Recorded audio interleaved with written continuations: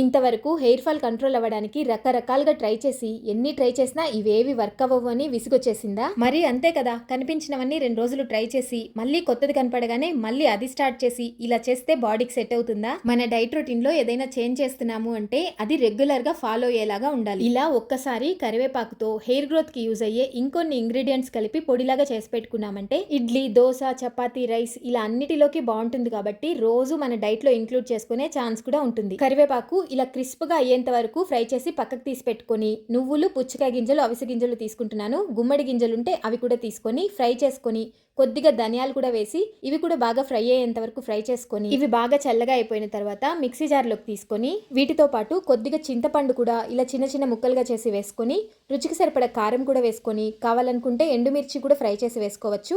ఇప్పుడు జీలకర్ర పౌడర్ కూడా కొంచెం వేసుకొని కొన్ని తెల్లగడ్డలు వేసుకొని రుచికి సరిపడ ఉప్పు వేసుకొని అలాగే ఫ్రై చేసుకున్న కరివేపాకు కూడా వేసి గ్రైండ్ చేసుకున్నామంటే హెయిర్ గ్రోత్ కి ఎంతగానో యూజ్ అయ్యే టేస్టీ కరివేపాకు పొడి తయారైపోతుంది. రెగ్యులర్ గా తినడం అలవాటు చేసుకున్నారంటే హెయిర్ గ్రోత్ కి మాత్రమే కాకుండా ఐరన్ డెఫిషియన్సీకి కూడా చాలా బాగా పనిచేస్తుంది. ఖచ్చితంగా ట్రై చేసి చూడండి. Thank you.